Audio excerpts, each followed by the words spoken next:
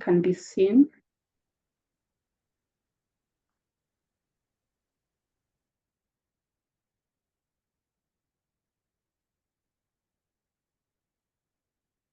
So good evening, good afternoon, good morning, colleagues. I would want to welcome us to this webinar on a very interesting topic that we are going to address with our experienced speakers.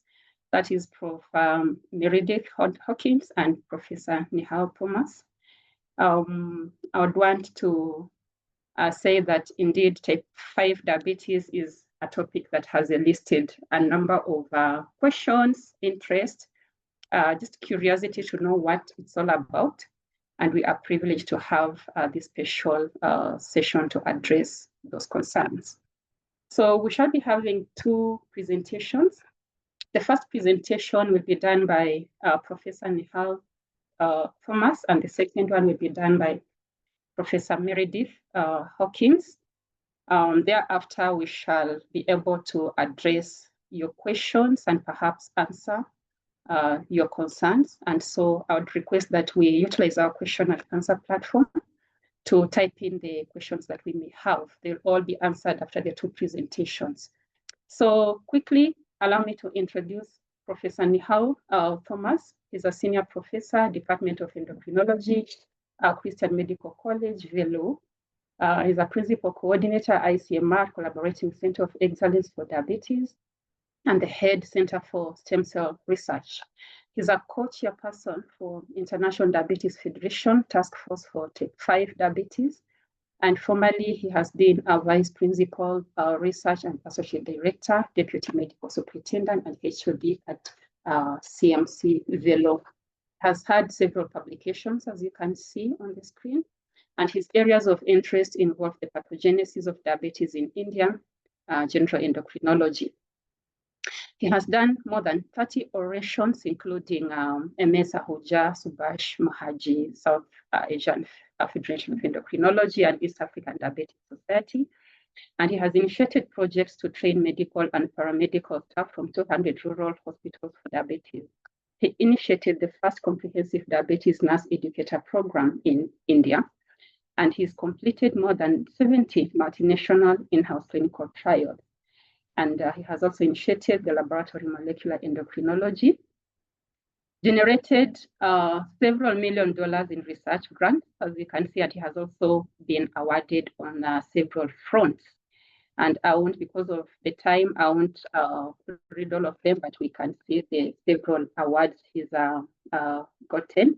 The most recent one in 2024 being Dr. MGR University Medical University Annual Research Day Faculty Award and Indian Council of Medical Research Center of Excellence Award for Diabetes. And of course, it's good to note that he's also been recognized by the BMJ for Diabetology Team of the Year and the Royal College of Physicians Award for Excellence in Teaching and Training. So, Prof.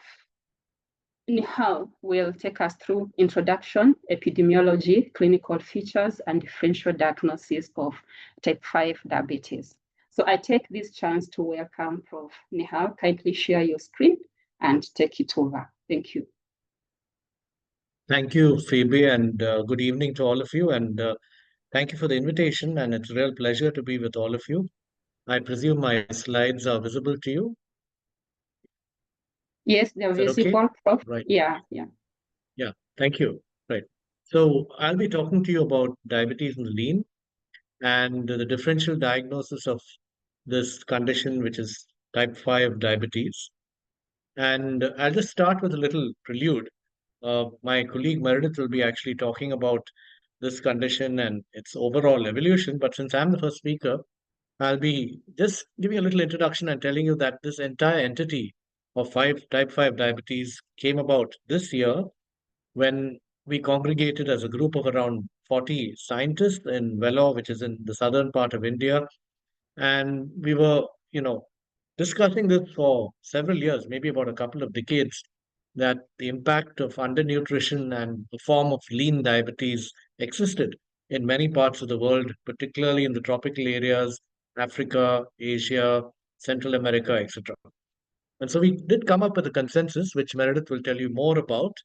And during the International Diabetes Federation, Dr. Peter Schwartz, who is the president of the International Diabetes Federation, decided that this would be declared as type 5 diabetes to avoid a continuous bias towards a term called malnutrition modulated diabetes.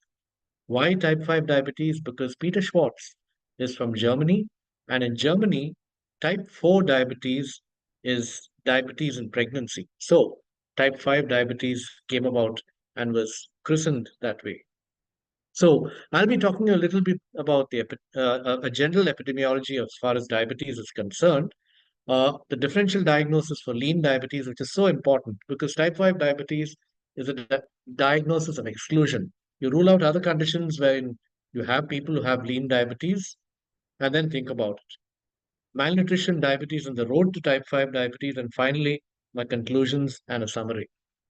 So, this is basically a birth cohort which was started way back in 1970. It's the oldest birth cohort. We have the birth weights of these individuals way back from 1970, and it's now about 54 years old. And we do a periodic assessment on this every decade. And you can see over here through multiple studies with regards to incidence that we have a prevalence of diabetes in Vellore, which is pretty high. And you can see over here that the rural and the urban prevalences in 2014 are almost equalizing, as you can see, and that essentially it's reaching almost 17 to 18% in most parts of the population.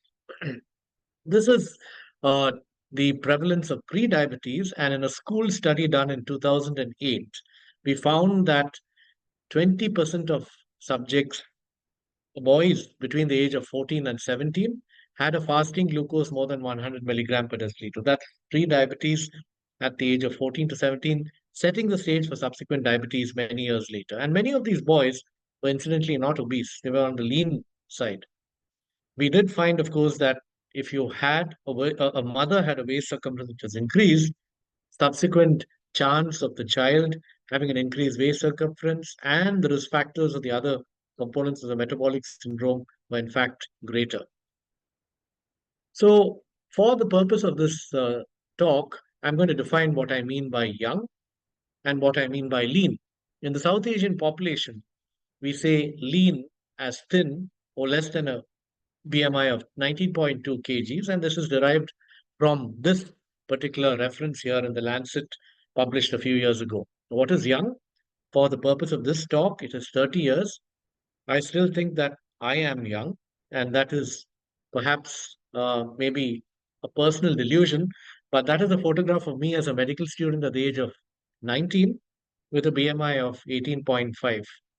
So, but in any case, we must be objective, and the definitions of lean over here, going according to various populations, can be very different. And I think we need more normative data. For example, say that the black population, and I know that Africa is a very diverse, large continent. It's like saying the whole of Asia should have one BMI. So I'm certain that it's quite different on the West Coast, very different in the northern part of Africa and the eastern parts of Africa. So we need more normative BMI cutoffs, but this is how it is. The As far as the black population is concerned, considered to be lean with a BMI less than 23.4. Now, the part of India which I belong to is in the state of Tamil Nadu in the south, which is a slightly higher GDP state. And we looked at the prevalence of people who had lean diabetes, and this is an adult population. 5% in rural areas and 2% in the urban areas is what we actually found. So BMI is less than, as per the WHO cutoff of 18.5 for this particular study. So I'll go now to the differential diagnosis of lean diabetes, and I would like to make one disclosure. I do know that a number of you are pediatric endocrinologists. I'm an adult endocrinologist, and I largely handle adults, though I do handle a fair number in the adolescent age group, starting from perhaps around the age of 12 and above. And I do run a genetic lab, so we do get referrals for the patients as well. So when you have a lean person with diabetes, uh, in the adolescent or the adult population, these are the differential diagnoses that you should consider. Type 1, or in adults beyond 30 years, slowly evolving immune-mediated diabetes. In tropical areas, we think of the fibrocalcific pancreatic diabetes, which I shall talk about in greater detail, monogenic beta cell dysfunction, lipodystrophy, Wolfram's-like syndrome, HIV lipodystrophy, and finally, type 5 diabetes. The ones which I put in green are perhaps more common. The ones I put in blue are probably not that common. So let's talk first about this particular condition. And in adults, and particularly beyond the age of 30, it's called slowly evolving immune-mediated diabetes.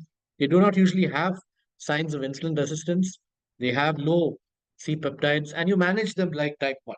Within a couple of years, you cannot give oral anti-diabetic agents. They do become prone for ketoacidosis, and you need to manage them with basal bolus insulin. So coming to the lean individuals, and we have an algorithm as to how we work them up, taking, of course, a detailed history and a very good pedigree chart, which, of course, many adult physicians don't necessarily do, unlike pediatricians who do it really well. And then looking at the beta cell function by measuring a fasting C-peptide. And if you really want to get the postprandial C-peptides correct, mixed meal challenge tests in addition. You have to rule out type 1 and pancreatic disease. So, doing an antibody, and particularly the GAD antibody, which in India is positive in 80% of early type 1. In Africa, I do believe has a lower positivity rate. Then doing an imaging of the abdomen and ultrasound would be ideal, but a CT scan a CT scan would be ideal, but an ultrasound would suffice, but it has a sensitivity of only around 60%. So you can miss pancreatic pathology in a good number. Once you've gone through the basic tests and you're thinking of a genetic condition, we go in for next generation sequencing in our lab. And even in the Indian subcontinent, there are perhaps only about 3 mega labs which do next generation sequencing, one being in our institution. So, coming on with the differential diagnosis, the next very important condition is fibrocalculous pancreatic diabetes.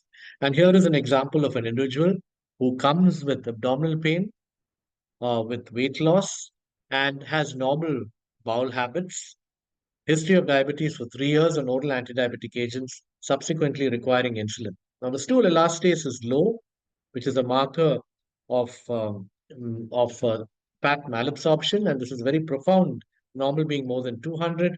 And you can see that the atrophied pancreas and the plain CT, which large ductal calcification as well. This is a typical case. Now, they don't always have steatorrhea because they habitually go in for a low-fat diet and therefore lose the perception of steatorrhea per se. This is, and you can see over here that I do believe that East Africa is also colored in this particular map. And 70% are males. They have a lean BMI.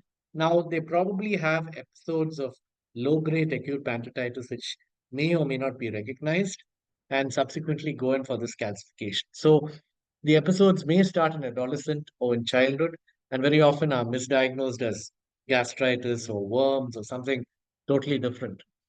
Now, if they're treated well with good enzyme supplementation and insulin, and if they survive till the age of 50, there is a 40% risk of developing pancreatic carcinoma. So in India, and this is in the northern part, these are the genetics for this particular condition. And we found that about 15% actually had fibrocalcific pancreatic diabetes in a young population, in an age group less than 30 years over here. So some of the salient features which have been described by our group, they have a very high frequency of autonomic dysfunction with diarrhea. Uh, they are prone for micronutrient deficiencies as well. And they have a very high resting energy expenditure in addition. And this is because of the mitochondrial activation with the paradoxical increase in glucagon. Now, the glucagon levels in these patients is actually high, and you don't expect that in a shrunken pancreas. And why does this happen?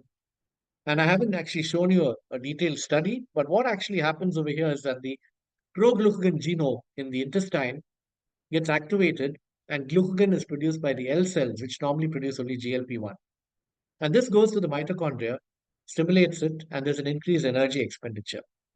So these individuals have a triple whammy. they have beta cell deficiency, they have fat malabsorption, and they have increased energy expenditure in addition, which all cause weight loss at the same time. So you need to give basal bolus insulin, you need to give enzyme supplementation, which is unfortunately the most expensive thing, and you need to give them an ultra high calorie diet, more than 2,500 or even 3,000 calories per day with added fat.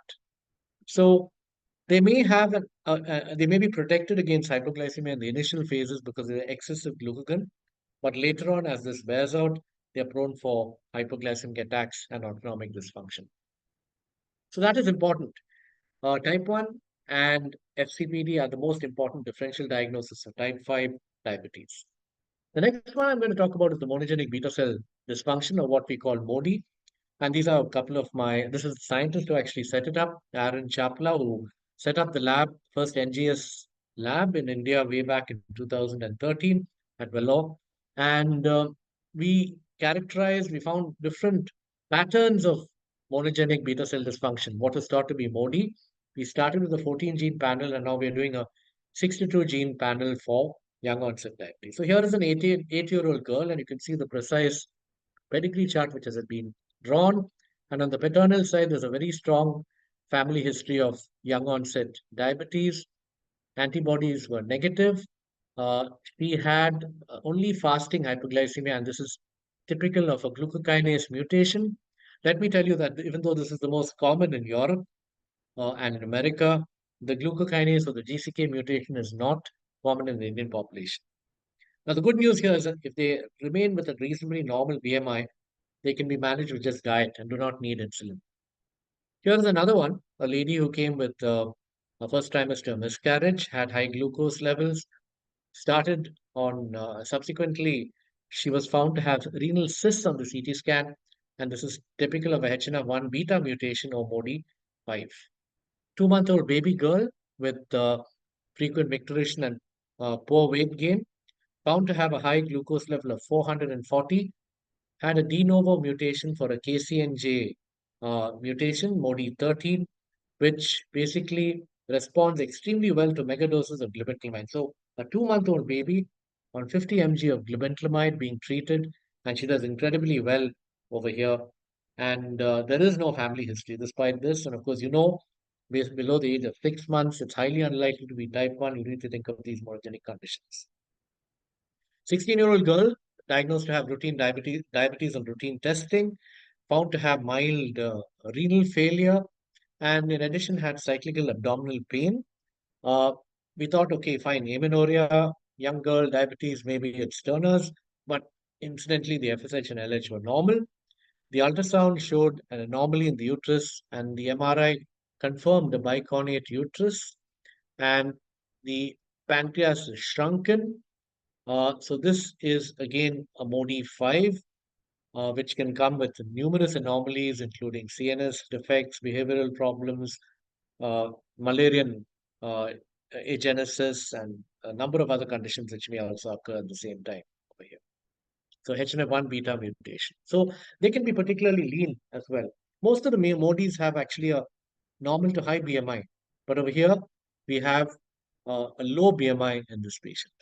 20-year-old male, recurrent respiratory tract infections, detected diabetes, history of steatorrhea, very low BMI, antibodies negative, stool elastase 18, has severe malabsorption. You can see the fat replaced pancreas. And of course, as a pediatric endocrinologist, you would therefore latch on to this particular finding of a sweat chloride which is elevated. So this patient has cystic fibrosis. The NGS showed a cystic fibrosis mutation along with a SPINK1, which is seen in fibrocalcific pancreatic diabetes.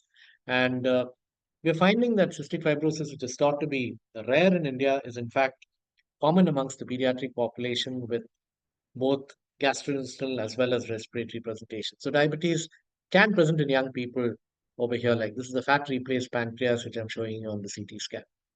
43-year-old nurse with lean diabetes for 15 years. Uh, she had recurrent episodes of acute pancreatitis. You can see the swollen um, pancreas over here. In addition, and she had these recurrent episodes. Subsequently, on follow-up, she was managed with basal bolus insulin. You can see a shrunken pancreas with calcification. She was given enzyme supplementation. So I was managing her, and I thought this is run-of-the-mill chronic pancreatitis from an acute phase which occurred. Now, her 13-year-old daughter came with extreme fatigue, difficulty in getting up from the squat, recurrent status migrainosus, and her lactic acid levels were high, and she had lactic acidosis, a clinical diagnosis of Melas syndrome, and you can see blooming over here of the globus pallidus. And this is essentially a clinical diagnosis of mitochondrial disorder. So the mother is coming to you with acute pancreatitis. That's the pediatric neurologist who managed the patient, and then told me, you need to look at your patient better. So a biopsy was done showing ragged red fibers on the biopsy, and subsequently, the genetic testing showed a mitochondrial mutation over here. So this is a mitochondrial diabetes, and you have, uh, phenotypic diversity. Mother coming with diabetes and pancreatitis, child coming with a mitochondrial myopathy and status migrainosus as a presentation. And the child was treated with mitochondrial cocktail. The diabetes in the mother doesn't improve, but with the hope that no other problems might occur, we gave the mother also a mitochondrial cocktail. So when we have a pancreatic pathology, this is our NGS panel for looking at various conditions for pancreatic diabetes. And this is the spread.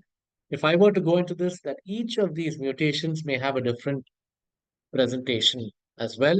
For example, the CASR can present with hyperparathyroidism, with pancreatitis at the same time.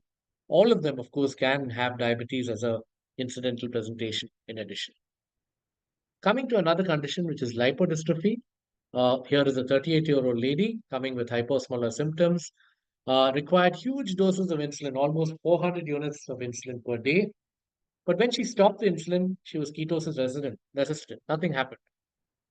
BMI was extremely low, large veins, phlebomegaly, markedly reduced subcutaneous fat. And you can see over here the triglycerides were markedly elevated, 1500. The mother had a similar presentation as well, and she also had proteinuria over here, as you can see. So the body composition over here is being measured with a DEXA scan, and the normal way of looking at a DEXA reporting this is that the percentage of body fat in someone like me, at my age, I don't have diabetes, would be around 25 to 26% body fat. This is a lean young lady with diabetes. The percentage body fat is extremely low, and the head is higher than the rest, a pseudo-Cushingoid appearance. This is a partial lipodystrophy with insulin resistance. The C peptides will be high. And if you add pioglitazone to these patients, the insulin requirement can drop considerably. Here is another patient. This is a complete lipodystrophy, a much more severe mutation. The previous one was a laminin mutation. This is generalized lipodystrophy coming over here.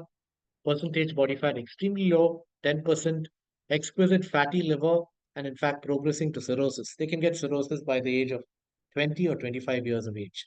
Now, this is an autosomal recessive condition and is much rarer than the beta cell monogenic disorders. So, this is our publication in scientific reports more recently, and you can see over here, C-peptide levels are invariably elevated. They have high triglycerides, low percentage body fat, and they always have a fatty liver, usually grade 3 and above. And the ones with a complete lipodystrophy are highly prone for developing cirrhosis, even by the age of 20 to 25 years due to MAFLD in this situation. So, right. Moving to another condition, and this is the Wolfram's like syndrome. You have heard of the Wolfram syndrome. You know what it is as pediatric endocrinologist. But here is a 20-year-old gentleman who was managed as type 1 diabetes for several years on basal bolus insulin, frequent urination or dribbling of urine and bedwetting from an early point of time, early in diagnosis of diabetes. Now, this was his basic uh, presentation. His sugars are grossly out of control, but even with a glucose level of 400, his sodium was 145. And when you have a high glucose level, you expect pseudo hyponatremia. Here, the sodium was high, which gave us a clue. The urine osmolality was low, indicating that he had diabetes mellitus and insipidus, and he had a beta cell dysfunction. The sister was normal, initially up till the age of 8, and then came with progressive loss of vision, diagnosed as type 1 diabetes, and then deafness by 20 years, and then a rapid decline with seizures, poor oral intake, and she passed on, unfortunately, age of 26 years. That's her audiogram showing severe sensorineural deafness, and the visual OCT showing thinning out of the ganglion layer in the retina. This patient also has atrophy of the neuraxis. As you can see over here, the medulla and the pons are grossly atrophic, and she is positive for a Wolfram syndrome mutation. Now, our recent publication in JCEM showing you that they are insulin deficient, and occasionally, as heterozygotes, can have a milder presentation who can be managed with oral antidiabetic agents. But by and large, they're insulin requiring.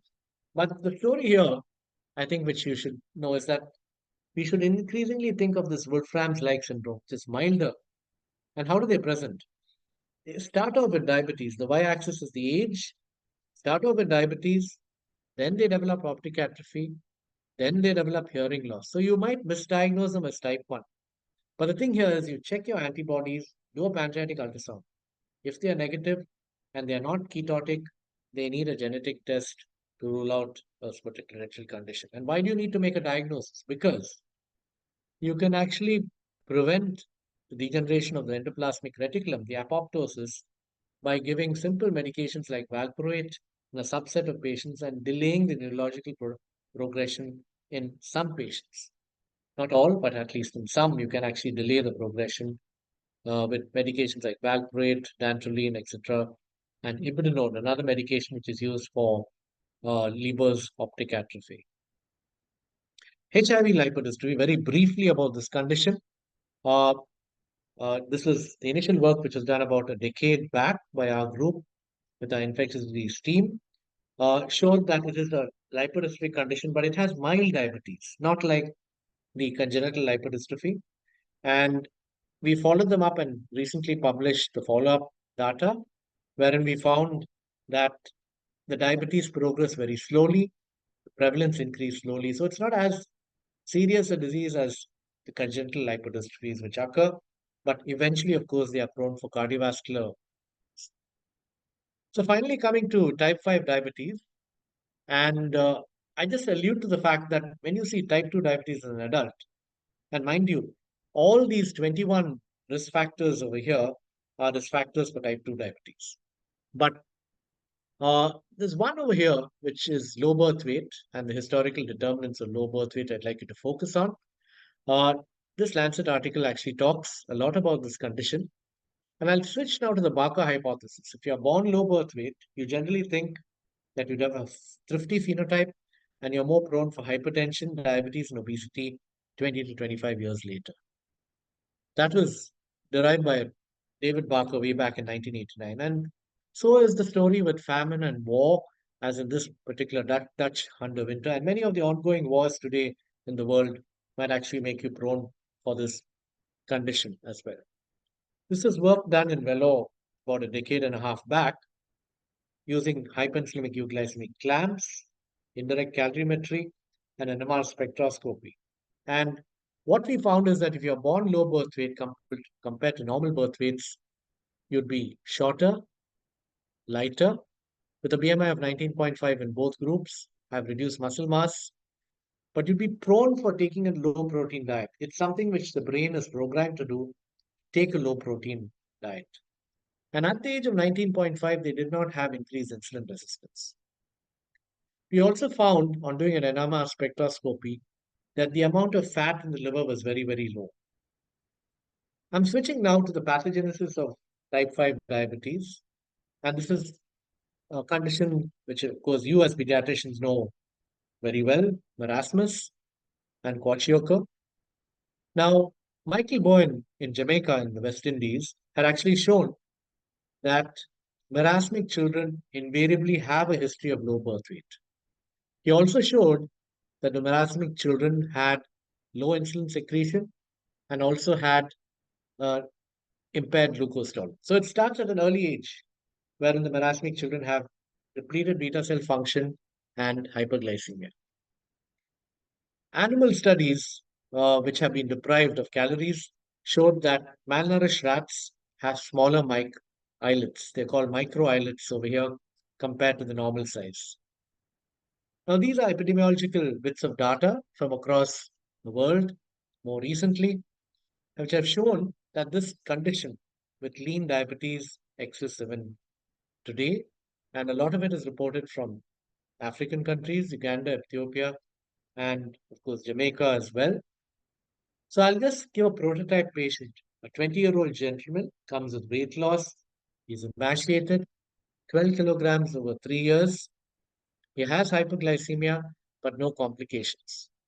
He's born low birth weight and he's born to a low socioeconomic family.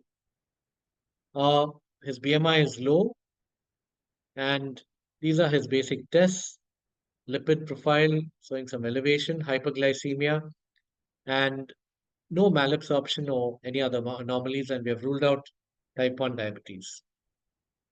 His fasting C peptide is low, indicating beta cell dysfunction, and there is no fatty liver in this patient. His percentage body fat is low, like I said, less than 20%, 17.4%. And his genetic analysis, which is more research test here, not mandated for the primary care physician, is negative. We do a 62 gene panel and we have ruled it out. So this patient is lean, young onset, non-autoimmune, no family history, insulinopenia, normal pancreatic structure, low total body fat without a classical genetic disorder. He has type 5 diabetes. How do we manage? We're given glimepiride and he seems to do really well. And the story is that about 40-50% of them seem to be able to be responding to oral anti-diabetic agents and do not need insulin. And you can see over here, insulin therapy is required or mandated in about half of them. The remaining half you can actually manage with oral anti-diabetic agents. And of course, a high protein diet may help, but we need more research on this. It's possible that this might stimulate beta cell function better. Remember, the amino acids may help, and resistance exercise might build up the muscle further. The diagnostic criteria, and this is once again hypothetical, we need to do more research on this. Family history is usually absent. They have low BMI, they are ketosis resistant, they are beta cell dysfunctional, and they do not have any other pancreatic disease or genetic condition.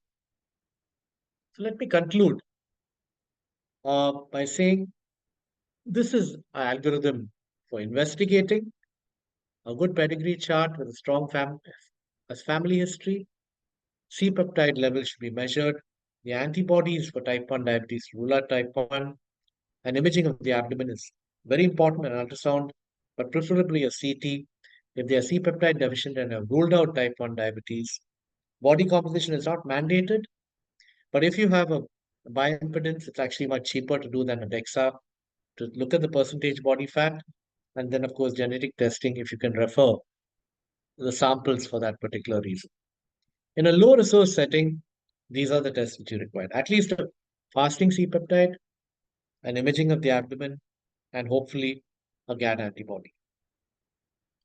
So let me conclude. Type 5 is a distinct metabolic entity. And of course, Meredith will talk to you more about the characteristics of this particular condition. They have preserved insulin sensitivity, which we shall talk about. They have antenatal and postnatal undernutrition. And of course, you need to rule out the other conditions which I talked about over here. And of course, a lot more research has to be done on this condition.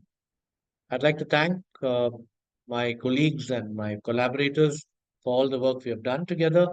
Professor Meredith, who's we have worked with the clamps and many of the other studies which we have done, our funding agencies over the years, and many of the colleagues, both from India, my own team, that's Professor Meredith, my Danish colleagues, and multiple individuals from my team in India. Thank you for your patient listening, and I'm, of course, happy to answer questions after this. Thank you so much, Phoebe. Thank you so much, Prof. Nihal, for that wonderful introduction and just giving us insight deep within type 5 diabetes. So we would request that you keep on typing your questions in the question and answer chat. We shall be able to address that once Prof. Meredith is done with her presentation. So allow me to bring on board our second speaker, and this is Prof. Meredith Hawkins. Prof. Meredith holds the Harold and Muriel Block Professorial Chair in Medicine at the Albert Einstein College of Medicine and serves as an Associate Director of the Einstein Mount Sinai Regional Diabetes Research Center. Dr. Hawkins founded and directs Einstein's Global Diabetes Institute with the goal of building strategic partnerships in medical research and education to combat the burgeoning global diabetes epidemic, with a particular emphasis on forms of diabetes that occur in low and middle-income countries. Her research and advocacy led to the recent proposed classification of type 5 diabetes by the International Diabetes Federation, and she serves as chair of IDF's type 5 diabetes working group. Dr. Hawkins is the recipient of numerous honors and awards, including the Outstanding Investigator Award from the American Federation of Medical Research, the Novartis Young Investigator Award in Diabetes Research, and election to the American Society for Clinical Investigation.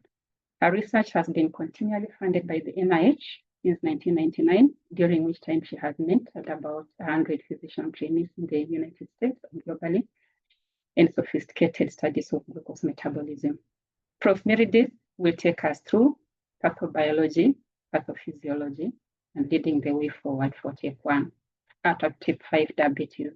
Welcome on board, Prof. Meredith, and happy to listen to you. Thank you, Dr. Phoebe. It's truly an honor to join you all this evening. Thank you for the invitation. I want to make sure that you can hear me. Is that you can hear me clearly? Yes. And I will now share my slides. Great. So, and then make sure that you can see them all. We're going to go, here we are. All right, very good. So, type 5 diabetes, what we need to know. And thank you to Professor Nihal for his superb presentation about the differential diagnosis. And I will now zero in, now having heard what all the other possibilities are for someone presenting young, lean, etc. with diabetes, I'd now like to share with you what makes type 5 type 5. Why do we in fact now have a type 5 diabetes, and what characterizes it and differentiates it from every other form of diabetes? Number one, of course, we know that we're dealing with a global pandemic of diabetes, but I'd like to particularly highlight what you no doubt know at the very bottom is that in sub-Saharan Africa, you are looking at projections of a greater percent increase than anywhere else in the world from now until 2045. So the next 20 years, I'd like to emphasize that unless something is done about it, these are going to be the numbers that are going to be projected for this region. But I'd like to say that's if nothing is done about it. We stand at a moment of opportunity where by knowledge, by awareness, by changing behaviors, etc., we could make a difference. So much of that, of course, around the world is type 2 diabetes, but not all. And so much of the focus of what we're going to be doing today is talking about what about type 5? What about scenarios of undernutrition? What can we do then? And how does this differ? And how can we, in fact, unintentionally harm people if we inappropriately diagnose them? So I'd like to start with a brief global history of type 5 diabetes. This is now the 70th anniversary of this form of diabetes appearing in the literature. It appeared first in Jamaica. In 1955, a very clever clinician, like many of you, happened to notice that there were 13 patients in the diabetes clinic that did not look like either type 1 or type 2. They were young, they were emaciated, they were impoverished, they were stunted, but they didn't have type 1. They didn't go into ketosis if they weren't given insulin. So they were clearly distinct. And so this publication stimulated a lot of people around the world to start looking at their own populations, and therefore noticed that it was reported then in many other parts of the world. This ultimately led, and this the second point here, this led to a classification by the World Health Organization as malnutrition-related diabetes. That classification was given in 1985, and a major proponent of this on the left was Dr. Bajaj, who at the time had been the head of the International Diabetes Federation. That the International Diabetes Federation, together with the WHO, had a major impact in getting this to the world's consciousness. Unfortunately, however, this classification was removed in 1999, with the reason being the lack of causal evidence that malnutrition could cause diabetes. And we're going to discuss that actually in a minute. With regards to the different countries where this was reported, some of them, and I'm going to show you a map subsequently, but these were a few of the countries, as you can see, representing a very global distribution of this condition. And this has led, various studies and estimates of this have led to a current estimate that about 25 million people globally have this form of diabetes. Now, the problem is that since 1999, since it lost its official classification, that has become very problematic for all of those of us that are studying and encountering and treating this form of diabetes, because it has tended to be understudied and misdiagnosed. And again, as I'll discuss with you, misdiagnosis of this condition can easily lead to death. Now, I will point out, together with Professor Nihal and his team, we completed a series of studies that took about 10 years to complete and published them in 2022. And that not only raised awareness about this, but it brought us into contact with many people around the world who had been researching this under various names all around the world. And I'm going to tell you a bit more subsequently about how it became type 5 diabetes. I'm going to leave you in suspense, though, for a little bit. And then want to take you back in time. As I mentioned, it was first described in Jamaica, but reports soon thereafter started popping up all over the world. And so this was a report in East Pakistan, now Bangladesh, and that was commenting that ketosis was actually rare in their population. So clearly they were not seeing much type 1 diabetes. We recognize that to be likely the case in areas near the equator that generally recognized to have less true type 1 diabetes. And they went on to comment that diabetic ketoacidosis was actually infrequent. So they had a population of individuals in their 30s, 40s, 50s. You'll see here that quite a number of them were actually underweight at that moment in time. So you see that over the overall numbers, about half of them were actually underweight. So you have this form of diabetes being described where they're not ketotic and they're markedly underweight, very similar to what was first described in Jamaica. And basically then in 1996, soon before this classification was removed, there was an excellent review of all of the world literature up until that point. I'm going to summarize 8 features that were commonly reported in different parts of the world, but you see common features starting to appear. And that led these authors to then make this list of 8 common features. First of all, what they called severe diabetes. What they meant was on presentation, the fasting blood glucose was more than 200 milligram per deciliter or more than about 11 millimolar. And then the onset of diabetes before the age of 30, so they were young on presentation, they were very lean. So if you think about BMIs in this classic literature, very low BMIs, generally less than 18. Once again, absence of ketosis on withdrawal of insulin. This is a point that I'd like to pause on for a moment. You have no doubt likely seen both type 1 and type 5. Certainly my experiences in the diabetes clinic in various hospitals in Uganda and the diabetes wards, I've seen both forms. And as good clinicians, you would be so familiar with the difference. Now, type 1 diabetes, especially if they're fairly late in their presentation, would come in with very dramatic presentation, the full Kussmaul breathing, that air hunger. They'd come in with a characteristic odor on their breath of ketosis. As you as pediatricians, as endocrinologists, you'd be so familiar with this presentation, that smell of overripe fruit, that general nausea, vomiting, extremely ill presentation, early death if no insulin is available. So you'd be very familiar with the emergency of diabetic ketoacidosis. Certainly what I saw in Uganda very frequently, and I would imagine you're seeing the same, would be other patients who come into the clinic or the ward and they have high glucose levels and they're dehydrated and they look weak and they've lost weight, but they don't have those classic features of diabetic ketoacidosis. This is what I observed 20 years ago in Uganda, and this is what got me on this path. But this followed 50 years of prior observations at that point of people describing this all around the world. I became familiar with this literature, and I was determined that we would do more careful studies to be able to delve right into the pathobiology.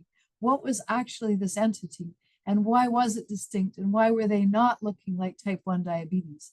Another feature, number 5, was this that they tended to share was poor socioeconomic status, often though not always in rural areas, and a history of childhood malnutrition. Professor Nihal presented to you the Barker hypothesis, and we both like to clearly point out to you that there's a difference between the people that start out malnourished in life but pick up calories during their life and develop type 2 diabetes, and the people that never pick up calories, the people that remain malnourished.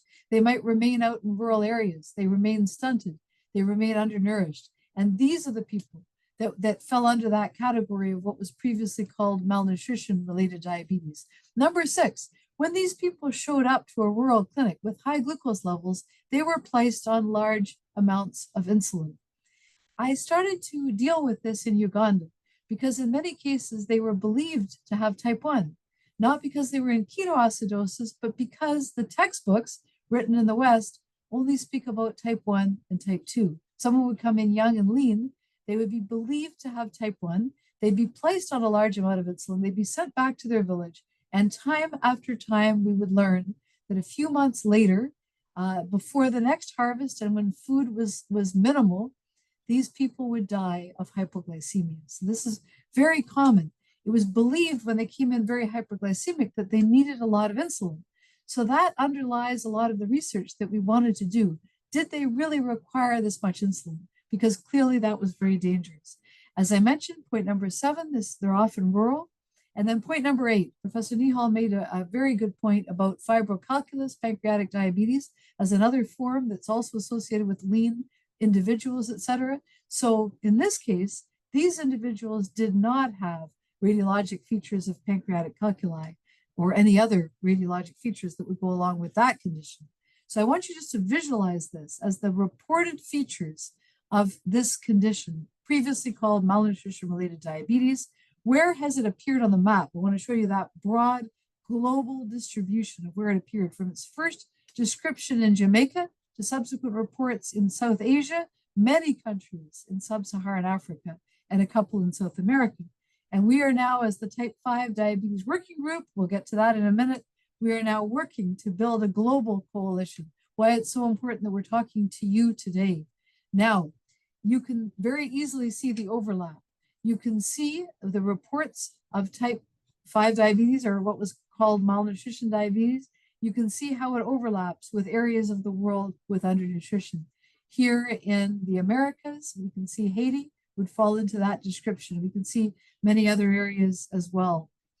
Now, question then, how could very thin people develop diabetes if this is not autoimmune, if it's not antibody mediated? How in the world could a low BMI individual develop diabetes? So here was our first question. Were they a form of lipodystrophy, as you heard from Professor Nihal? Is this because they were so thin and malnourished? Over here on the right, you'll see reduced fat mass. Now, would that then lead to, on the left, deposition of triglycerides into tissues like the liver, which would cause insulin resistance? Was this the underlying mechanism? If so, this would be incredibly important because it would totally change the way that we would treat these people. We would then want to improve their insulin resistance. That would be a much safer approach if that were the right way to treat these people. But the other question was, given that these people are undernourished from the time that they're in utero and all through development, that's the critical time points for developing the beta cells in the pancreas. And therefore, was it possible that because they're so undernourished, that in fact their major defect is one of insulin secretion? So our goals then were to define the metabolic phenotype and the whole body glucose handling in low BMI individuals who met those previous classifications for malnutrition-related diabetes. So at the point that we embarked upon these studies, that classification had been removed, but we turned back to that large body of literature, all those reports describing these individuals. We looked for people meeting that description, and then we wanted to use gold standard techniques. And I'll show those to you: stepped insulin clamps, C-peptide deconvolution, and sophisticated anthropometric measures. So where could we do that? We went to Christian Medical College in Vellore. You've heard from Professor Nihal. This is an amazing institution where people come from around the world. And we developed a research partnership, which extended over many years. And the cornerstone of the research that we were doing was what we call the clamp study. I'm going to tell you in detail what that is. But on the lower right, you'll see a room where a patient is going to receive infusions of many different hormones and other substances in order to very carefully control their metabolism for the whole day, so that we can make very precise measurements of the way that insulin is being responded to. These individuals also on a separate day received a mixed meal tolerance test, and we did very fancy mathematics to do C-peptide deconvolution to measure insulin secretion. And then on the left, I'm actually not showing you the data for this, but on the left, this is a 3 Tesla MRI. We put patients in there in order to carefully and separately measure visceral adipose tissue, the amount of triglyceride in their liver, muscle, etc. And what we demonstrated in that was basically that they were very, very lean, that they did not have, in response to that very first question, did they have lipid getting deposited into tissues like liver and muscle? And first answer, they did not. So we were able to address that question. Now let's move on to the metabolic studies. And so what happened was, as we enrolled these people in metabolic studies, we first wanted to make sure that they met those criteria, what was previously classified as malnutrition-related diabetes. We called it, for simplicity, low BMI diabetes. And so as you can see, they had low BMI, they had no history of ketoacidosis, so no, they were not type 1.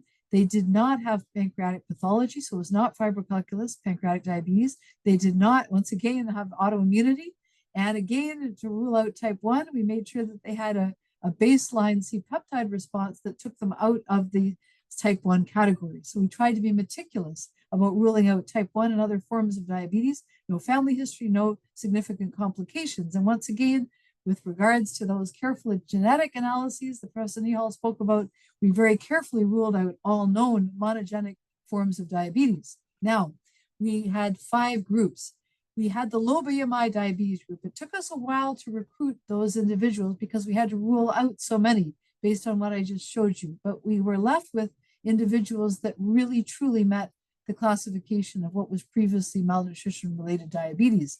We therefore wanted to compare them with known forms of diabetes, type 2 diabetes, BMI is a little higher, type 1 diabetes, classic type 1. And then we had 2 control groups, 2 non-diabetic groups. One that was BMI matched with the low BMI group. And then the final group was individuals who were BMI matched with the type 2 group. And they all underwent what we called stepped insulin pancreatic clamp studies. I'm going to walk you through that.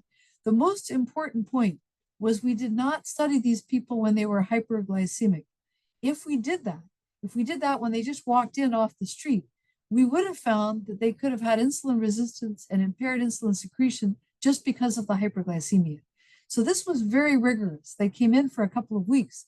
They stayed near the hospital. Professor Nihal's team worked carefully with them to lower their blood sugar levels, and they came in overnight to further lower them with insulin infusions so that every one of those subjects started out the day with a normal glucose, so that we were not being clouded by the hyperglycemia. I'm going to walk you through what we mean by a pancreatic clamp. Because it was so important for us to know how they responded to insulin, we had to remove their own insulin from the picture. We did that, as you'll see at the top, above the top arrow. We infused somatostatin so we could inhibit insulin completely. We replaced back growth hormone and glucagon that had also been inhibited. And then, as I'll show you at the bottom, we replaced back insulin. We replaced it back at 3 successive levels.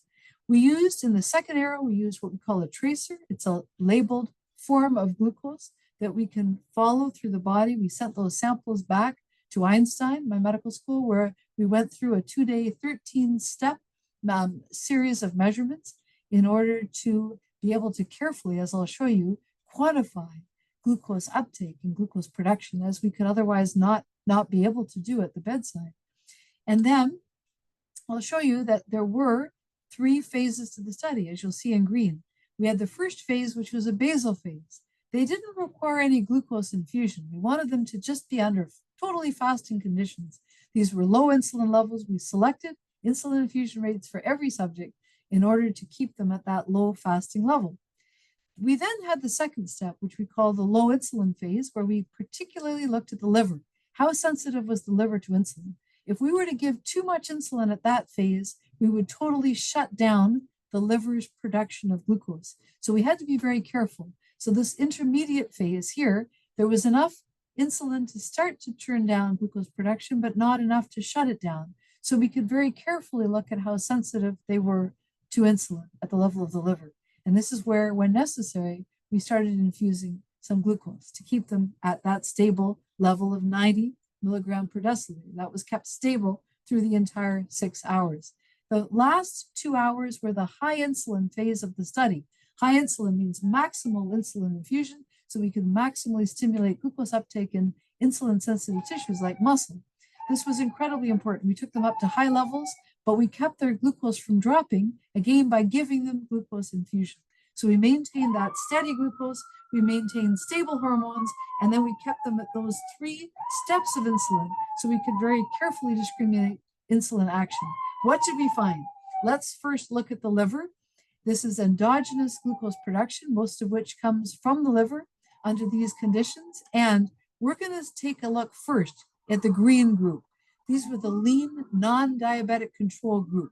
What you'll see here, there was some heterogeneity, but you'll see a suppression. You'll see that the insulin that they were getting was lowering their glucose production. Not down to 0, that was our deliberate intent, but enough that we could see differences between the groups.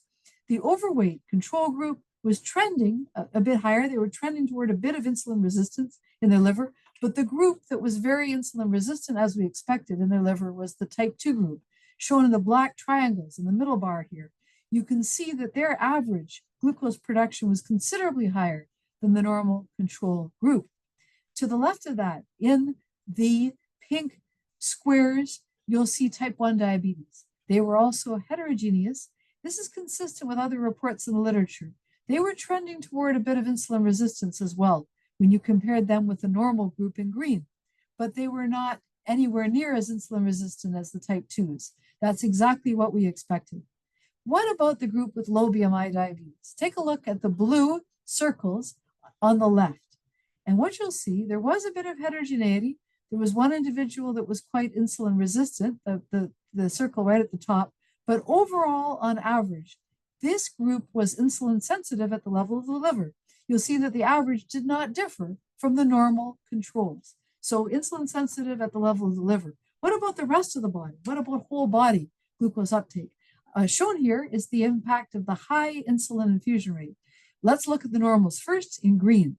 Let's look at how insulin stimulates glucose uptake, raises that glucose uptake.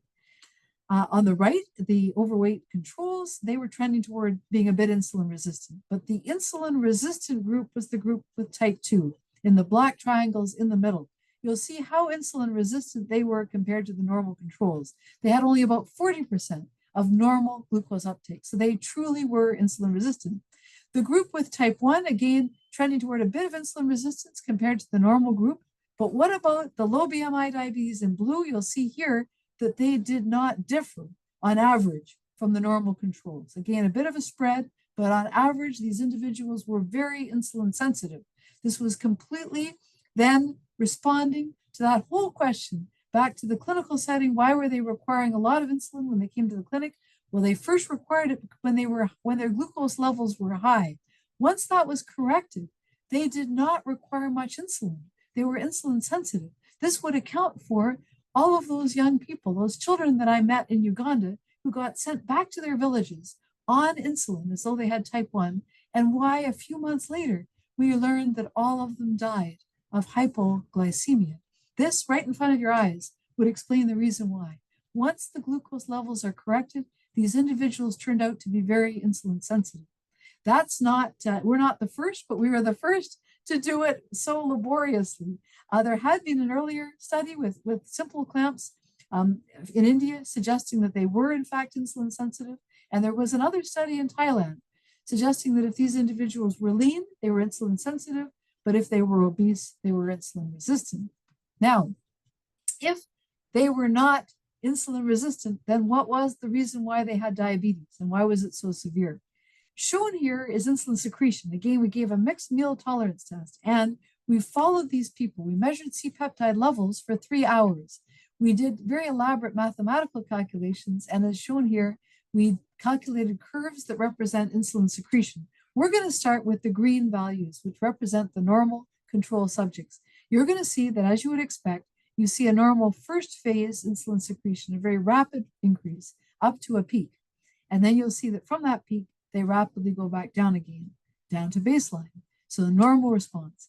And then the ones that are overweight, the overweight controls, a slight accentuation as though their beta cells are primed to respond even a little bit more than normal. But what about type 2 diabetes, shown here in the black triangles? You will see that they have a marked defect in insulin secretion. That's very consistent with the literature. You'll see here that they lost that first phase insulin secretion. They didn't get up to a peak. They just got up to a plateau, much lower than the normal group. And then they didn't go down. They just stayed at that plateau for the 3 hours. What about type 1? Let's look at the bottom, pink. As you would suspect, even if they maybe had a tiny bit of residual insulin secretion, as you would expect, they did not respond to the mixed meal. You did not see a rise in insulin secretion at all. But what about low BMI diabetes, shown in blue? We were shocked at how severe the defect was in insulin secretion, because as I showed you, type 2 was already showing a marked defect in insulin secretion. These individuals were considerably worse off than the average type 2 individuals. And so you'll see here in the blue. And so what can we comment in terms of the pathobiology here? Were they insulin resistant? No, in fact, they were not. What in fact we found was that they had this marked defect in insulin secretion. We're going to discuss mechanism of that in a minute. So this was in fact consistent with reports that have been coming out recently in a couple of other parts of the world. So let's go back to Uganda. Dr. Chibirga and Nyarenda, this is a group of individuals that they've studied in Uganda. I'd like you to look at the underweight participants in this table. There weren't as many underweight participants relative to all participants, but what I'm going to focus on here is that the underweight participants, as we had shown as well, had low body fat, low visceral fat. They had worse glycemic control, just as our group of low BMI diabetes did. They had higher glucose levels. They had lower C-peptides. And again, those were just fasting C-peptides, not ideal, but certainly mirrored what we saw in our studies.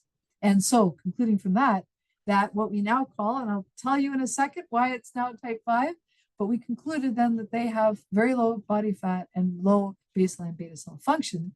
And another report just coming out right now from an Indian group looking, this is stratifying people that were originally called type 2 diabetes, stratifying them into 5 groups based on BMI.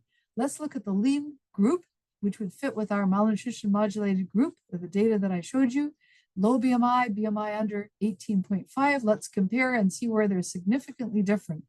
You'll see that they have lower waist. They have if you go down here, they have higher glucose levels overall, higher A1Cs, very consistent with what we saw.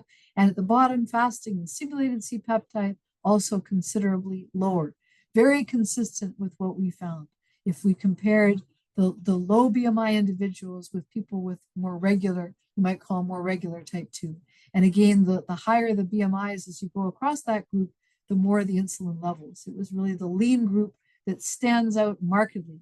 That inflection point of 18.5, which in our hands was very important in this group as well, as defining a point below which you saw a different phenotype of diabetes. So, question, why this was removed from the World Health Organization was the fact that they said there wasn't enough evidence that undernutrition could cause diabetes. So we undertook an extensive review of the literature, both animal studies as well as humans.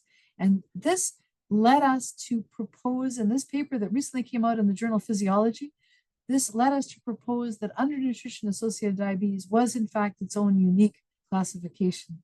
At the time of writing, it had not yet been named type 5. Again, please bear with me. We're going to get to that in a second. But basically, as I showed you before, the undernutrition associated diabetes was non-autoimmune. The BMI was far lower compared to the previous Indian studies, as what I just showed you, compared to previous reports of type 2 diabetes, much lower.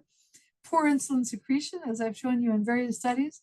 And then we've looked at other features of this, again, that look very different from type 1 and type 2, but also in this paper, we really extensively went through the literature to provide evidence that undernutrition is incredibly important in terms of development of the beta cell. There is so much evidence for why undernutrition at critical moments of development are indeed responsible for underdevelopment of the beta cell.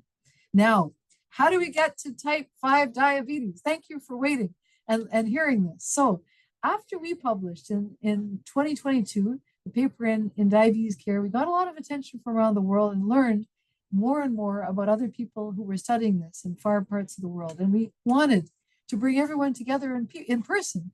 And this was, thanks to Professor Nihal and his team, this was an outstanding meeting that took place over 2 days. We wanted to bring together all the people that we were aware of who were studying this condition carefully in various parts of the world, bring them together, get them to present their data. And we also brought in people who are experts in epidemiology and insulin secretion, that they could evaluate the data and comment and critique. And then we invited the heads of some global organizations, including the president of the International Diabetes Federation and other organizations. We wanted them also to participate. So in the bottom point you see here is that after 2 days of very intense discussion, critique, dialogue, the participants unanimously voted that a distinct non-autoimmune type of diabetes in undernourished individuals warranted its own unique classification as type 5 diabetes for the purposes of diagnosis and management, with an emphasis on further research and medical awareness. This is the group. As you can see, they came from around the world. This is Professor Peter Schwartz, president of the International Diabetes Federation. This is the moment at which he stood up and said, yes, this deserves a distinct classification. This is a unique form of diabetes. I propose that it be type 5 diabetes. So you might say, why type 5? Because type 3 has been claimed by Alzheimer's and pancreatic diabetes, type 4 by aging and gestational diabetes by some people. And so he said, take type 5 diabetes. At this point, no one has laid claim to it. This would be unique. This would be provocative. This would get people's attention. And this would finally lead into giving attention to this very neglected condition that we believe is so common and ultimately so important in low resource settings. So on April 7th, he declared at the World Diabetes Congress that this was type 5 diabetes. The next day, he inaugurated the type 5 diabetes working group. And I have the honor of chairing this, and Professor Nihal co-chairing, along with a group of individuals from around the world who are absolutely outstanding in giving us advice in terms of epidemiology, basic science, management, et cetera. And so what are we doing? 5 action points. We need a global registry. We need to be, and we're trying right now, reaching out into every part of the world that has undernutrition in order to find databases that have these individuals. Promote research on the pathophysiology and the management. We have right now anecdotal experience of people managing this, but we need to be proactively, prospectively looking at how to manage this condition. Number 3, define diagnostic criteria. What I presented to you were features that have been reported in the literature, but we do not yet have defined diagnostic criteria. So please stay tuned. That's something that with the help of top epidemiologists around the world, we're going to be working carefully to properly define these conditions so we can stand up and be able to say these are the actual defined criteria. Hopefully, there may be even some more fancy tests that we can do like metabolomics to actually be able to define a fingerprint for these individuals. But in essence, between clinical features and lab features, we need to have a very clear definition, and that is our goal. And then to be able to, the goal is to present this at the World Diabetes Congress in 2 years. That may be a bit premature, but the ultimate goal is to develop educational modules in order that we can train healthcare professionals worldwide in order to promote global advocacy and awareness. I'm going to conclude by emphasizing why it's incredibly important that we distinguish type 5 from types 1 and 2, because in North America and other parts, and I'm sure in urban areas in Kenya, you're dealing with scenarios where there's overweight, obesity, and type 2 diabetes, and there's medications for treating that. If those were to be given to people with type 5 diabetes, anything that causes weight loss could be severely detrimental because these conditions also cause loss of skeletal muscle. This would be extremely problematic. Metformin, there's been empirical evidence of its use, but this needs to be formally tested in this group. Number 3, we know, and as I mentioned to you, so many, and I'm sure you've had this experience as well, agents that precipitate hypoglycemia are dangerous in the face of food insecurity.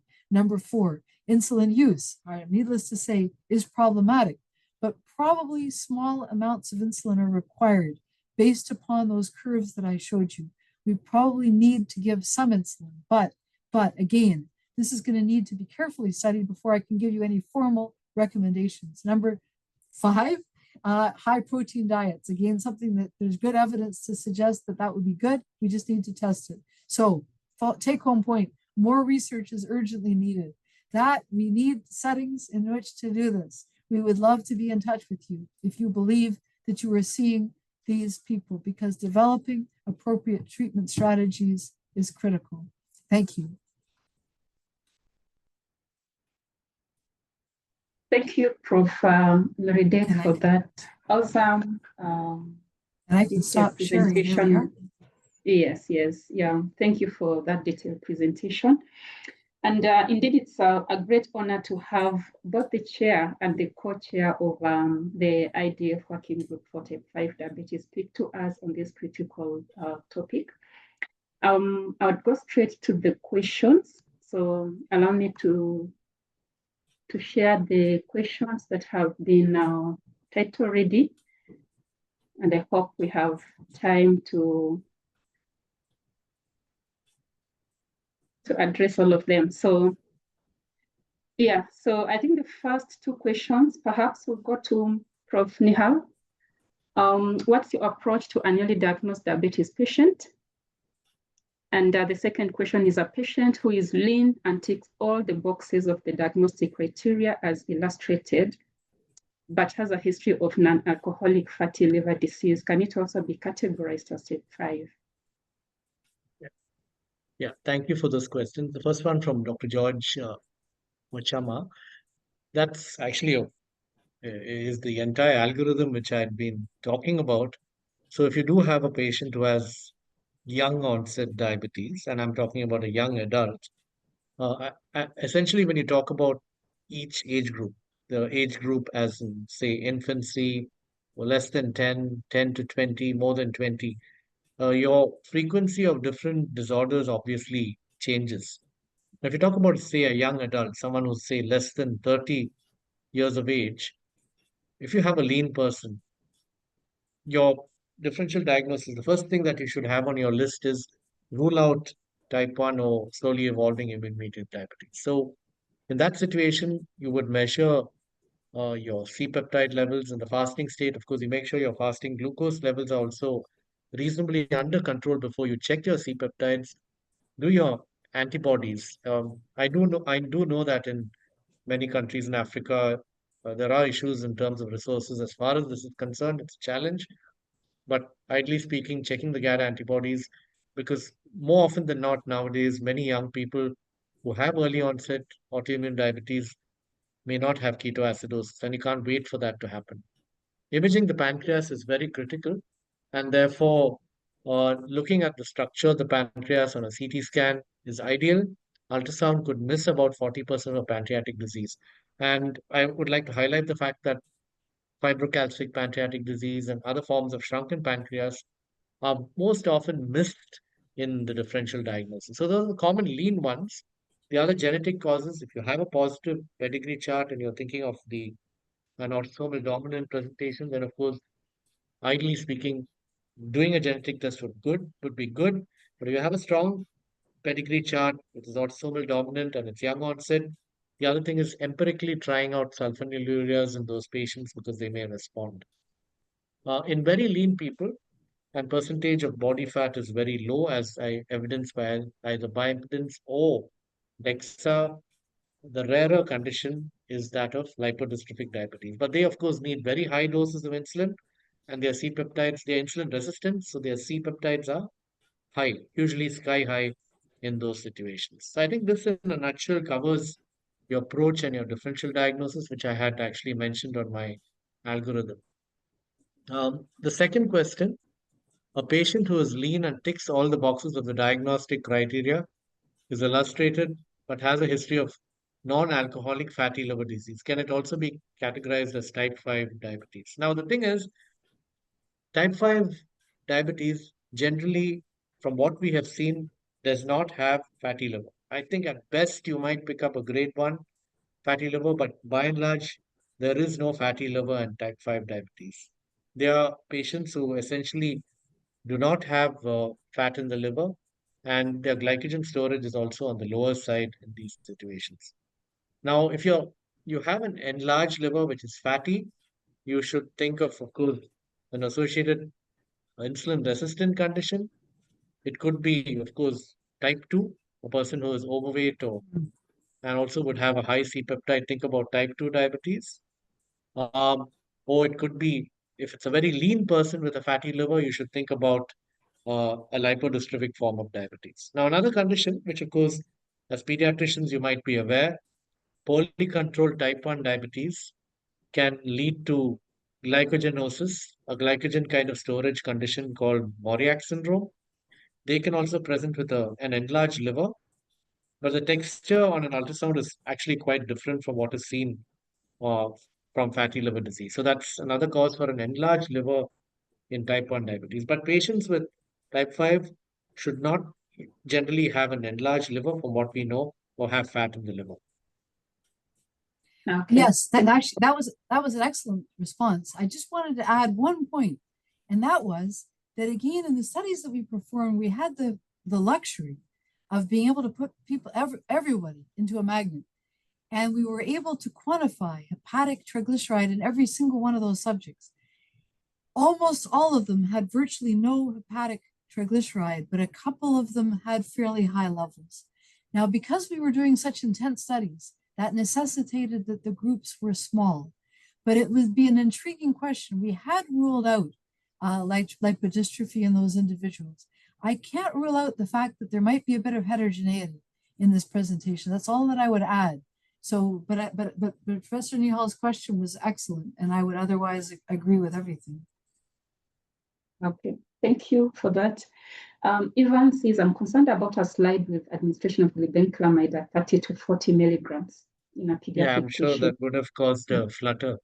So that's a rare condition. This is a patient who came with neonatal diabetes, referred, at least the genetic sample was received by our lab. A 2-month-old child who came with failure to thrive and increased urination and was found to have a very high glucose of more than 450 milligram per deciliter.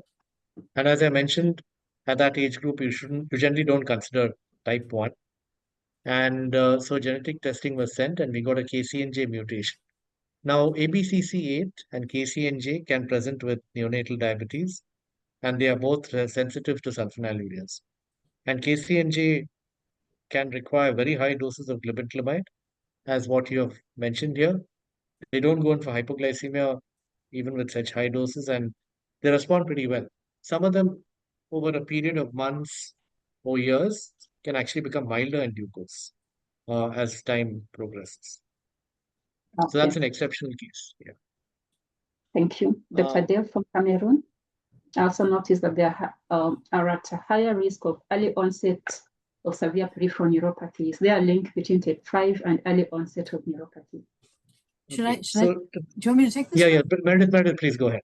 Oh, sure. So the thing is that in the reported literature, which spans now 70 years, this has popped up frequently. And it is likely that the coexistence of undernutrition, which would mean many micronutrients, et cetera, together with the coexistence of a severe form of diabetes, in other words, severe hyperglycemia, together with other micronutrient deficiencies, I would suspect the two of them may play together. But certainly in terms of reported literature, there is indeed this link. Yes, but and again, early onset would these people may often have had diabetes for longer than we realized. Again, if they're not type 1 and they're not coming in with ketoacidosis, it may be a later diagnosis, and therefore it may look like an earlier onset. Okay, thank you, Prof. Mercy says, what causes low blood sugar without diabetes? Prof. Nihal, you want to comment on that? Well, that's a rather broad question once again, Yeah. because you're asking me what are the causes of spontaneous hypoglycemia without diabetes. So I mean, your algorithm over there would be, and I wonder if Mercy is a pediatrician, so which would be a very different set of disorders when from me as an adult endocrinologist as well.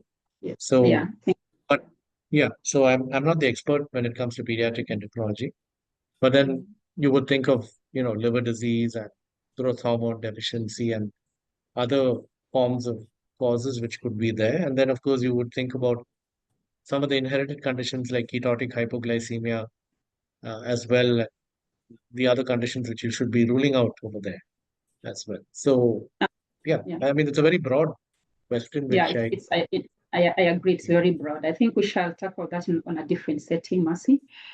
Any role of glucose-free or probiotic supplements in diabetes management? And then, of course, I think you can briefly comment on this. Is step 5 diabetes the same as MODY? And of course, you've already tackled that.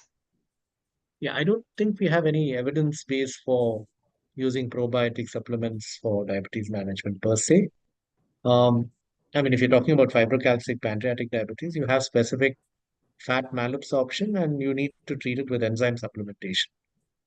So, uh, no, not really. Yeah. Right. Type 5 diabetes is different from MODY type 5, and I think we need to be really careful in not mistaking the two. Type 5 diabetes is an acquired and possibly epigenetic condition related to chronic undernutrition, both antenatal as postnatal. MODY 5 is an autosomal dominant inherited condition. It can come with de novo variants or de novo mutations at the same time, so it's a different condition altogether. Okay, thank you, Prof. Meredith, would you like to answer the next one? Yes, thank you. So these are excellent questions. And this is really why we have a type 5 diabetes working group. It's because we have 70 years worth of literature, but it's all based on clinical reports in various parts of the world. We're being challenged on this appropriately, being questioned. Do we in fact have a clear enough diagnostic structure at this exact moment?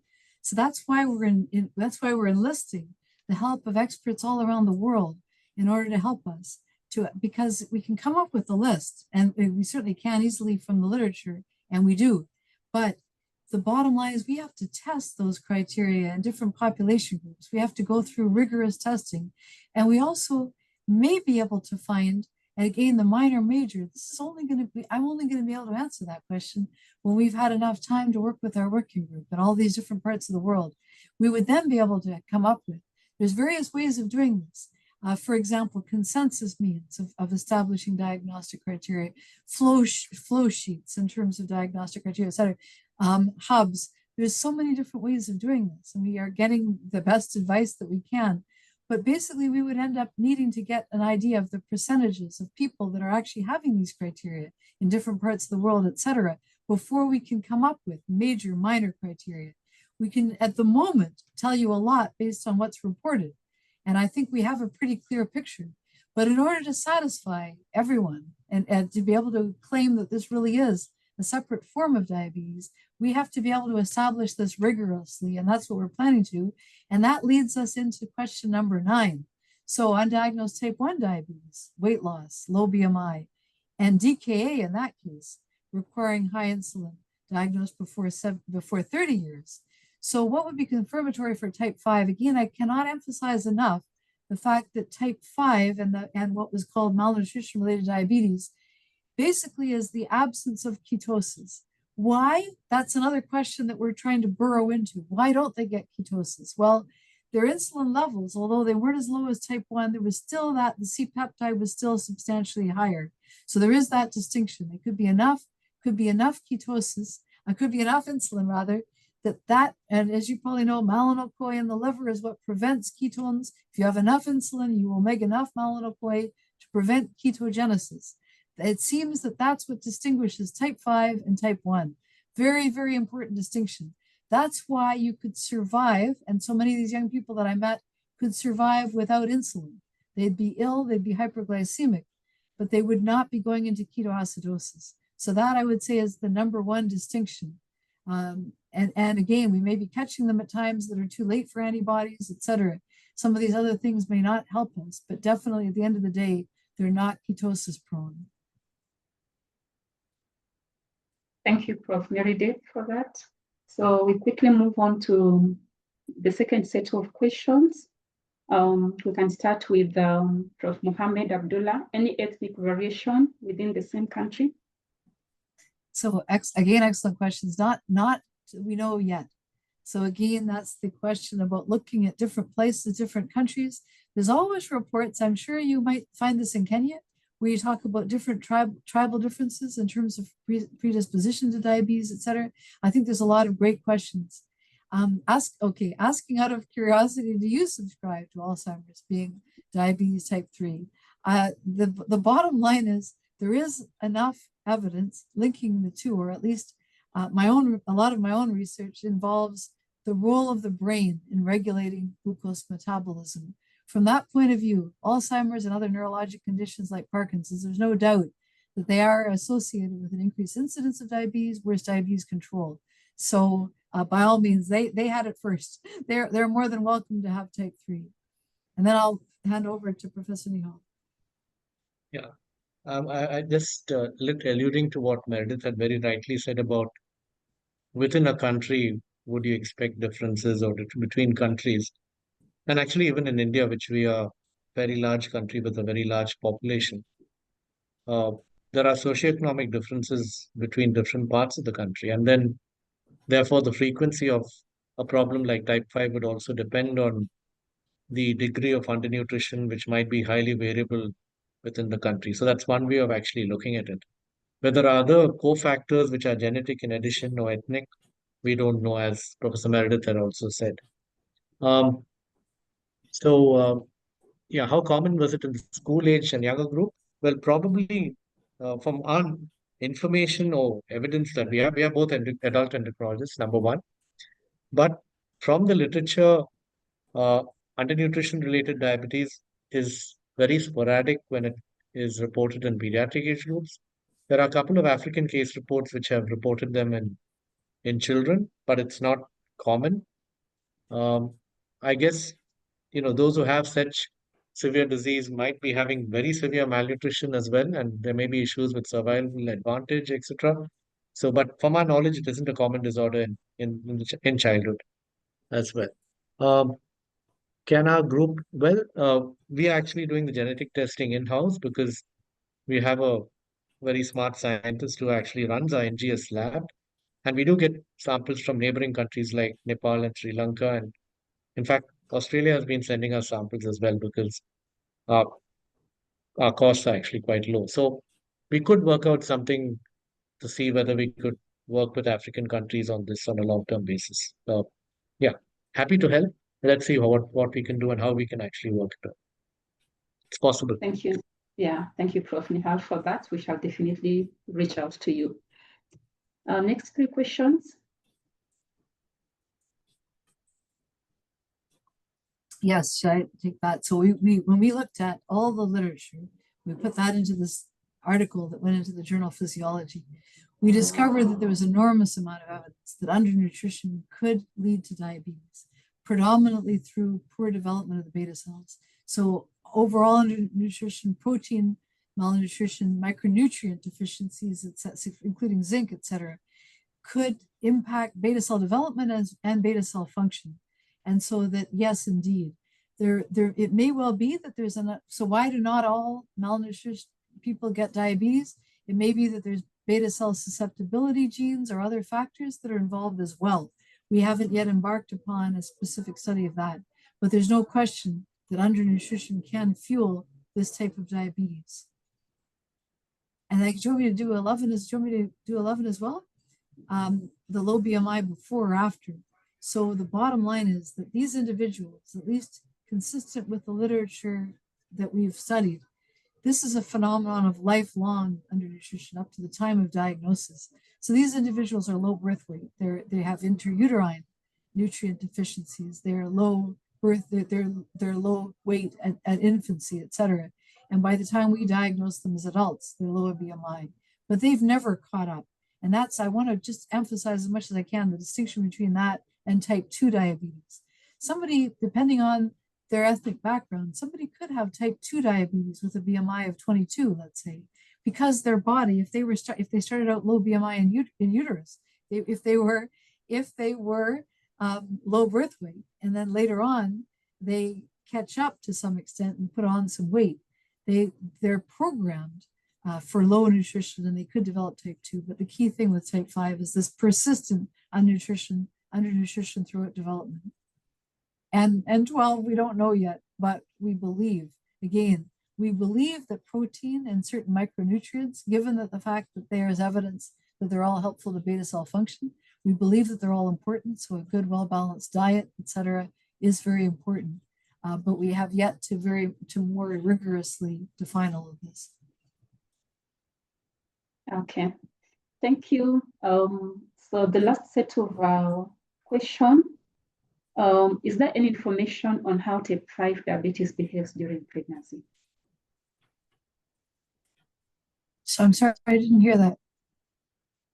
Yeah, is there any information on how type 5 diabetes behaves during pregnancy? That's a very good question. We wrote a review paper recently looking at gestational, well, this was actually gestational diabetes in very lean women. And we discovered that even though it's less common in lean women, it still does occur. And that much we do know. But otherwise, particularly, Professor Nihal, do you want to address that? Yeah, I mean, I don't think specifically will relate in relationship to malnutrition, modulated or type 5 diabetes. But epigenetic imprinting is something which is transgenerational. So once it happens, it may take, something like 3 to 4 generations before it might be eradicated. So the risk in the offspring of developing a form of diabetes, and now it depends on the nutrition once again. So if undernutrition is going to be I mean, this is presumptive, but if undernutrition is going to be a problem in the next generation as well, you could very well have another type 5 coming up in the offspring. If it's overnutrition, it could be type 2 diabetes. But having said that, not every lean person develops diabetes, which is something which, we can't, I don't know if we can predict as to every lean person is going to develop diabetes just because they're the offspring. Yeah, thank you. Is Modi yeah, okay. Is Modi a type 3 diabetes? Okay. Now, I mean, if you want to talk about a type 3, there is the type 3C, which is the pancreatic disease or the pancreatic diabetes that you're talking about. Modi is a monogenic beta cell dysfunction. There are certain forms of pancreatic disease which could be partially genetically determined or partially associated. But the term type 3 is more loosely kind of associated, not very definitive. So, okay, last one. Meredith, you want to try that one out? Okay, this is the last one. Yes, Luke, thank you so much. I much appreciate this. Absolutely. This is indeed, we're not finished yet. So this is a name. This is a 70-year history of global observations in all over the world. But we are now working hard to make this more formalized in order to address these questions, in order to actually define the diagnostic criteria with precision that no one can argue with. That's the bottom line. And to actually do prospective studies to look at the management. And I completely agree with you. With the current situation in the world, there's many war-torn settings. There's extreme issues of undernutrition in so many parts of the world right now. We are facing, as you know, a global food crisis. It's likely that this condition will only rise. The most vulnerable ages, as mentioned, are women of childbearing age, pregnant women, and infants. Undernutrition, of course, at that moment in time will have lifelong implications if we don't do anything about it for the offspring, not just type 5 diabetes, but many other sequelae as well. So if this is a major issue, and thank you for raising it. All right. Thank you so much, Prof. Nihal, Prof. Meredith, for answering those very important questions. And once again, we would want to sincerely appreciate you taking time off to just prepare this, your commitment to sharing with us this new developing, type of diabetes. Despite the time differences, we really appreciate that a lot. And so I'm sure we have quite a number of questions, but in the interest of time, we would want to bring this to a close. But before we do that, may I just request Prof. Meredith to give your closing remarks, and thereafter we can allow Prof. Nihal to do that. Thank you, Dr. Phoebe. First of all, it's a tremendous honor to be here with you all today. I am likely to believe that you are all encountering this. A long-standing issue for us is the fact that both the literature as well as the textbooks generally come from the West, which is why for so many years we've heard just about type 1 and type 2 and attempting to manage type 5 without knowing what it is or how to deal with it. This is, as mentioned, a work in progress. We stand on the shoulders of people who've been reporting this for 70 years, and yet we realize that much more needs to be done. I would reach out to all of you and say, please, might you get in touch with us? That's a major order, but perhaps you can get in touch with Dr. Phoebe. If you think you're seeing substantial numbers of these individuals, we would love to hear from you, because we want to partner with you in order to figure out what's best and what's our best way forward. So thank you so much. Thank you, Prof. Meredith. We shall definitely reach out to you. And I would ask our colleagues who would want to reach out to the working group kindly. I think I'll just type my email here, and then we can see how we can work together to work with Prof. Meredith and Prof. Nihal. So over to you, Prof. Nihal. Thank you, Phoebe. It's been an absolutely wonderful evening and a lovely interaction. It's been an absolute privilege having to talk to your group. And as Professor Meredith has mentioned, I think this particular problem, and like many other unique problems, is certainly prevalent in several countries in Africa. And I think, I guess we are very happy to work with and help people who would want help in this area. But I think from a perspective of each country, I think people should also take individual leadership and now form groups to study the epidemiology, look forward to, but we're always there to hold a hand and guide you through as well. We certainly look forward to doing this, and thank you once again. We'll keep in touch. Right. Thank you so much. So thank you, colleagues, for joining and staying up to 8:42. At one point, we were 900 participants, and this is really awesome. The CPD points will be posted to each one of you who registered, and a recording of this presentation will be found on the website, the Kenyatta National Hospital, University of Nairobi website. Once again, thank you, our dear speakers, Prof. Meredith and Prof. Nihal, and have a good evening or a good morning. I'm not sure the timing at your place. Bye. Thank you. Thank you so much. Bye.